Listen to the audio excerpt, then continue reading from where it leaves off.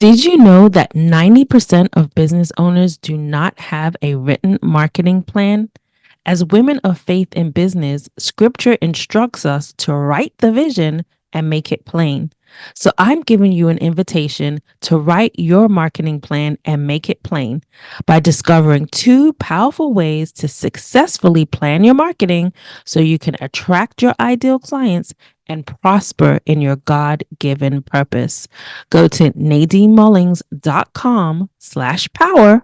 That's nadinemullings.com/power to get started on your marketing plan so you can start attracting your ideal clients in the marketplace. Welcome to the Women Faith Plus Business Podcast.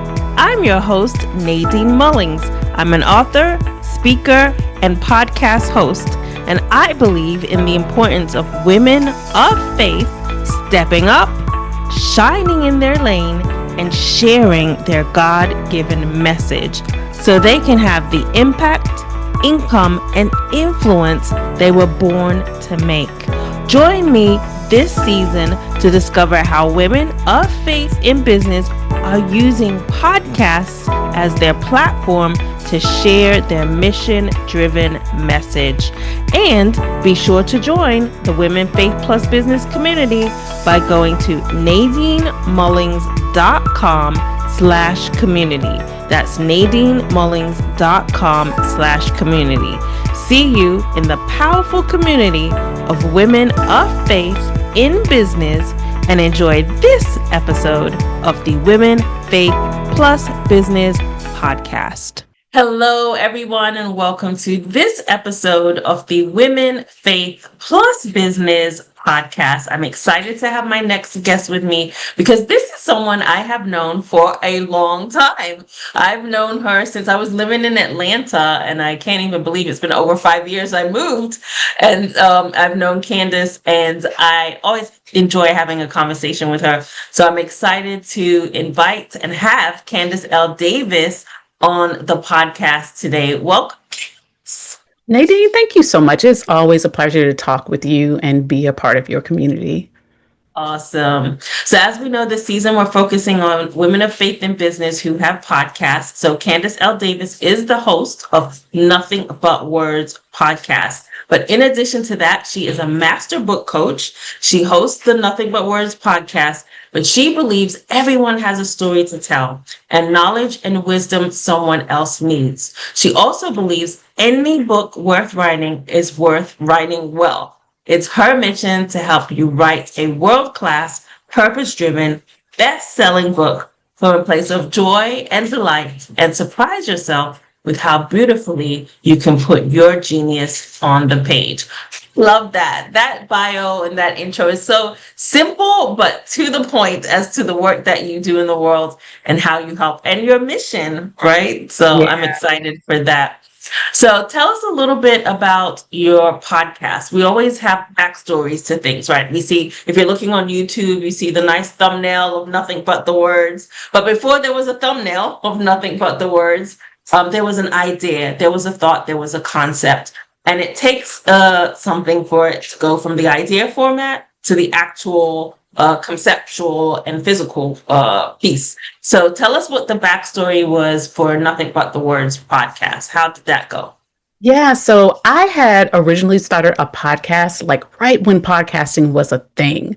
And I couldn't really figure out what I wanted to talk about. And the tech was so hard that I finally was like, I did like 6 episodes and gave up.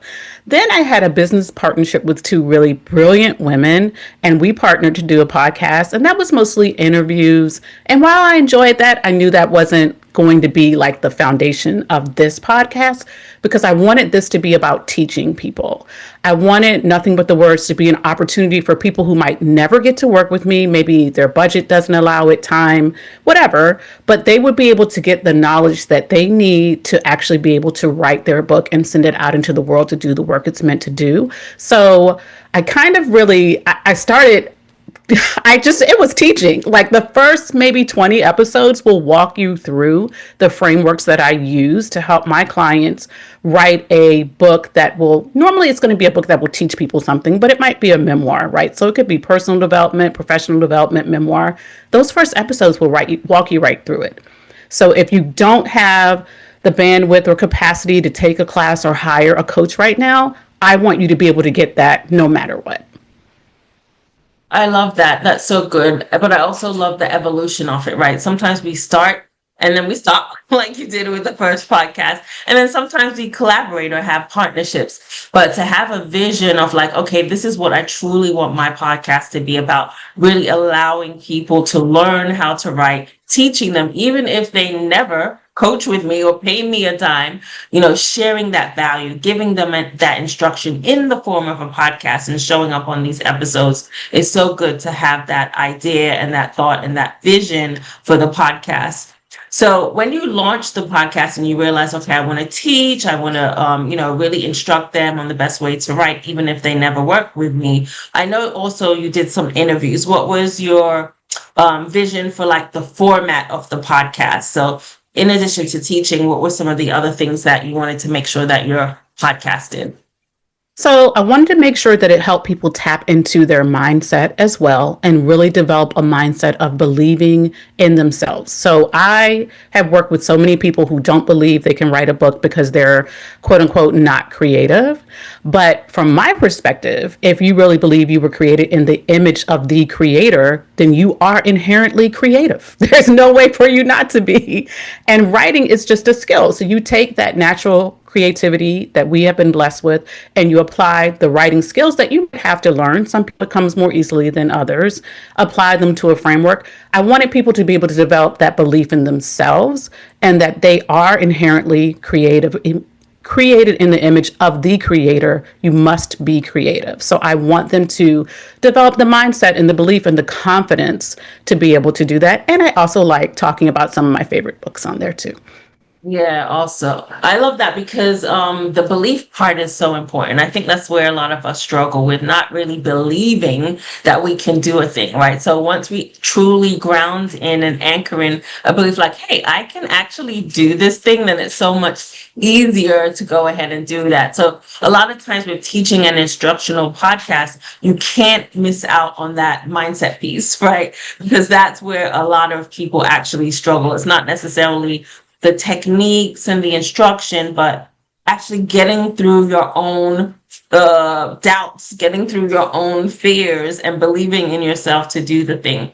So you shared that for people listening to the podcast. I'd love for you to share if you had doubts, right? Sometimes it starts from ourselves, right? Going through it ourselves. Did you always get up and say, hey, I can write books, I can help people write books? Or was there a time where you doubted or you didn't have the belief in what you were able to do? So Nadine, I work as a book coach right now, but I also used to work as a ghostwriter, and I have written more than 30 books for my clients, and I had doubts in every single one. Like there was never a time that I didn't have doubts. My very first client was a chef. She had made it to the finalists on Top Chef. She was going to be a ghostwriting client. I don't do ghostwriting anymore, but that's what I was doing at the time. And we needed to write a book proposal to get her a book deal. I had never done that. We needed to then write her full book if we got the deal. I had never finished writing a book before, and she hired me based on the fact that we were both at the time, I was a divorced mom, she was a single mom, and she felt that connection and she wanted to give me an opportunity, and she did. But I had doubts all along the way. There was there was not a point where I didn't. It was the first time that I was doing it. I was able to honor that commitment because I had made the commitment to her. And I had to get to a place where I could honor the commitment because I had made it to myself. So I pushed through, wrote her a book proposal. She got a 6-figure deal with Penguin Books. She did great. That was great. We wrote a book that I'm really proud of. I still use the recipes myself. Like we pull them out at the holidays. But at that point, I was really doing it out of my commitment to her. Even though I have doubts now with all the projects that I work on, I don't have doubts about my clients, by the way. My doubts are reserved for me. So even though I have doubts about the things that I've written, I try to really focus my getting past that doubt on my faith in myself and my faith in what I was created to do, as opposed to just, well, I have to do it for this client. And I want my clients to develop that same belief in themselves and what they were created to do and the message they were created to share in their books. Yeah, so good, so good. It's so refreshing, right? To say I've had doubts on every single last one of them. 30 books, 30 doubts, right? It's Yes. just not going away because it's important to recognize that, hey, you don't just have a doubt one day and then you have the one client and then the next client, you're good. It's a continuous thing that you always have to encounter and overcome with each project, with each person. So I love that. And I also love what you said earlier because I meant to highlight it and you mentioned it again. So I think it's important to highlight that we are all creative because we come from the creator in the image of the creator. So we are created to create. So I love that because there are a lot of people who feel like, hey, I'm not really that creative or I can't really do that. So to know that, the foundation of our identity, is a creator that formed us in his image. So we are creators. So I love that you shared that. So if someone listened to your podcast, whether they listen to one episode or they binge listen to several episodes, what would be the one word, one phrase, or maybe one thought that you would love for them to take away from the podcast, whether it's that one episode or several? You just want to know that someone who listened to your podcast got this from the podcast. What would that overall or overarching message be? So I have a framework that I use with my coaching clients. It's the Spark Writing Framework. And the K at the end of that framework stands for keep writing to the end. And I think most people who want to be authors never become authors, and most people won't. They just won't because they can't keep writing to the end. Yes, there's foundational work you need to do ahead of that. I give you every bit of that in the podcast. If you listen, every bit of the foundational work you need to do. Yes, all of that is important, but I've seen so many people write one or two chapters or get halfway through their book and then give up. So if you could only take one thing away, it would be not to give up. Keep writing to the end. And that again comes back to the belief in yourself, belief in the value of what you're putting in your book, and belief even in your readers that they're out there and that they will get it and they will understand you. It's not going to be a perfect draft when you write it. Nothing is. It's going to be bad, friends. That first draft is going to be bad. But if you can keep writing to the end, revise it, get feedback, get editing, you're going to be way ahead of most people. You're going to be so far ahead of most people just by the fact that you finished that manuscript and you have something you can put out to the world. I love it. Keep writing till the end. Do not give up, people. Keep going, keep writing. It's so important and such a powerful message. So I love that. That was that's the main thing and the core message that you want people to get from your podcast, nothing but the words. You also mentioned earlier, and I meant to ask you about it, about ghostwriting. And you're actually the second person on this season that was a ghostwriter and is no longer ghostwriting. So I'm curious because it seems like there's a pattern now, like with these ghostwriters that aren't ghostwriting. So I didn't ask her, but I'll ask you, what was the reason why you shifted from ghostwriting to no longer offering that service to what you focus on as a coach now? What was the reason why you decided to no longer offer that service? Well, so first of all, I cannot wait to hear her episode because I want to just hear her talk about it, even though you didn't ask this question. But I got to a point where I had to make a choice. I was either going to have to raise my prices so high that I couldn't really work with the people that I want to work with, or I was going to have to create an agency where I have other ghostwriters working for me. I don't want to have a ghostwriting agency. But the biggest reason was that one, no, that's not true. There are two big reasons. The two biggest reasons were that through coaching, I can definitely help way more people than I can help with ghostwriting to get their books out. And two, I need time and space to write my own books. And so, for example, I have a manuscript that's about 70,000 words that I wrote 2 years ago. It's written, Nadine. But because I was ghostwriting during that time, I never had a chance. That's not true. I could have made time, y'all. So don't fall for my excuses. But I did not make the time to go back and do my revisions. I'm doing that this year because I've let go of ghostwriting. So I really wanted to be able to reach more of the people that I want to serve And I'm not saying I just want to serve people. I mean, the prices we're having to get to like $50,000 and beyond. And most of the people that I want to serve, that's out of their budget. I don't want to run an agency, and I do want to have time to write my own books. Yeah, so clear on what you need in that season, right? When you're in a season of needing to write for yourself. And as you answered that, I feel like that's probably the reason why, because she's in the process of launching her book. So she is probably, she didn't answer the question, but based on what you said, she's about to launch her first book, I think. So she probably needed the time to focus on her own work. Was probably one of the reasons why she's no longer offering the ghostwriting service. So yeah, that's probably the reason why. There was something Yeah. else you said that I would wanted to. Oh, with ghostwriting. Now you mentioned the person that you wrote her book was on the Food Network, which I'm a huge fan of. Food Network. When you ghostwrite, are you under like a non-disclosing thing, so you couldn't disclose who the person was, right? So, no, I can disclose that one because it was actually a co-writing job. So with ghostwriting, Okay. quote unquote ghostwriting, sometimes it's co-writing where you get like the with credit author Yeah. with this person. And she very kindly, she insisted on giving me Okay. credit, which I appreciated. But she wasn't on, she has since been on Food Network. But at the time she was on Top Chef, which I think was on Bravo. So it was Antonia. Bravo. So, yeah. Her name is Antonia LaFaso. She's a Los Angeles-based chef. Yep. She has like I know who it is. five Yep. Yeah, she's great. So she does a lot of guys shows. Guy from Yep. Guy Diners, Fieri. Drive-ins. Yes, he does a lot of guys shows, and she's just like a brilliant chef, but also a wonderful person, no nonsense person.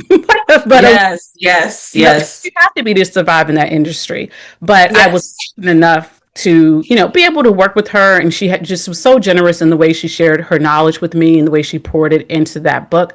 So that was a co-writing job. So it's a Okay. difference. There are some people that are super confidential, and I would get sued, and so I would never Right. betray their confidence, even if I wouldn't get sued. That's our agreement, right? So I wouldn't. Exactly. But I Yeah. appreciate that there are some clients who have allowed me to share that I was a part of their project. Yeah, awesome. Yeah, no, I watch Bravo too and a Top Chef, so I'm a big fan. I know exactly who that is. So yeah, and when you said it, I was like, man, I'm curious. I really want to ask her, but she probably can't disclose it. But I'm Nope. still gonna ask it. So there I you can go. tell that one. My name's actually in the book on the title page. So, Awesome. so I can tell that one. Yes. Love it, love it. So if someone wanted to actually listen to your podcast, get some of the training, the teaching, the instruction that you provide, where would be the best place for them to connect with your podcast? So probably on iTunes, since that's what everybody uses, but Nothing But the Words is on pretty much all of the podcast players that you can find. Just search for it under Nothing But the Words. My picture will come up and you'll see the pink background and know that it's me. I really do hope more people take advantage of it, because it's really chock full of the steps that you need to follow to get your book written. Yeah, so I definitely encourage you, go and listen to Nothing But the Words on Spotify, iTunes, wherever you listen to your podcast. I encourage you to go ahead and listen. And if people want to learn a little bit more about you and your services and the work that you do in the world, share a little bit about how you help and what your services are, and then how they can reach you for your particular services. Yeah, so these days I coach experts primarily who want to write a book to really grow their business and have a positive impact on their community and on the world. So I will coach them through the process to write their book. If they want a traditional book deal, I'll coach them through the process to write a book proposal first, and then we would do the book together if they chose to continue. If they're doing self-publishing, we just jump right into the book. And if you want to find out more about those services, you can find out at my website at CandiceLDavis.com.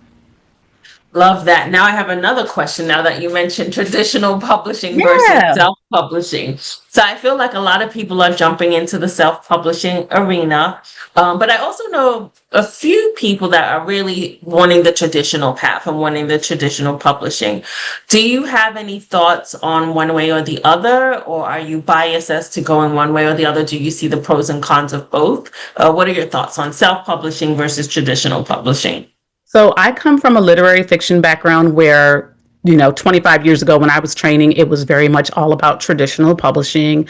You were scoffed at if you did self-publishing. That was more for vanity publishing. It was assumed that your book just wasn't good enough.